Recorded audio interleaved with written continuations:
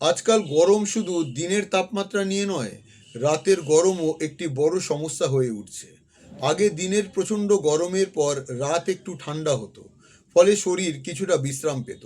কিন্তু এখন পরিস্থিতি বদলাচ্ছে, রাতের তাপমাত্রাও দ্রুত বাড়ছে।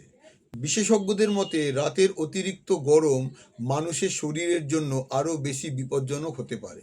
কারণ দিনের গরমের পর শরীরের কিছুটা সময় প্রয়োজন হয় নিজেকে স্বাভাবিক অবস্থায় ফিরিয়ে আনতে। কিন্তু যদি রাতেও তাপমাত্রা বেশি থাকে, তাহলে শরীর সেই সুযোগ পায় না। ফলে মানুষ ঠিকমতো ঘুমোতে পারে না। অস্বস্তি, ক্লান্তি, মাথা ব্যথা এবং শরীরে দুর্বলতার মতো সমস্যা দেখা দেয়। সম্প্রতি চেন্নাইয়ের কিছু বাড়িতে করা এক গবেষণায় দেখা গেছে, অনেক মানুষ রাতের বেলায় 32 থেকে 35 ডিগ্রি সেলসিয়াস তাপমাত্রায় ঘুমোচ্ছে।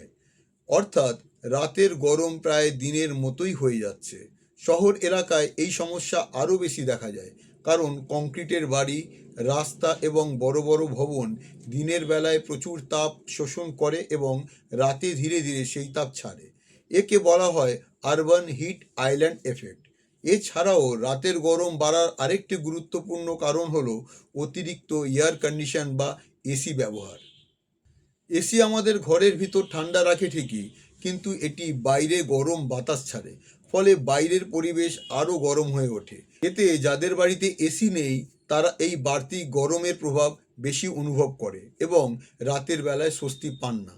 গবেষণায় আরও দেখা গেছে, আহমেদাবাদে রাতের তাপমাত্রা বাড়ার সঙ্গে সঙ্গে মৃত্যুর হারও বেড়ে যায়।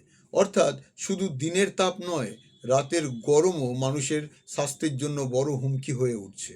তবে কিছু সহজ উপায় আছে, যেমন ঘরের ছাদে সাদা বা প্রতিফলক রং ব্যবহার করা, ঘরে ভালো বাতাস চলাচলের ব্যবস্থা করা এবং আশেপাশে বেশি গাছ লাগানো। এই ছোট ছোট পদক্ষেপও অনেকটা স্বস্তি দিতে পারে।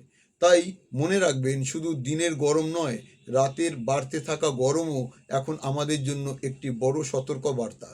ভিডিওটি ভালো লাগলে লাইক করুন, শেয়ার করুন এবং চ্যানেলটি সাবস্ক্রাইব করতে ভুলবেন না। ধন্যবাদ।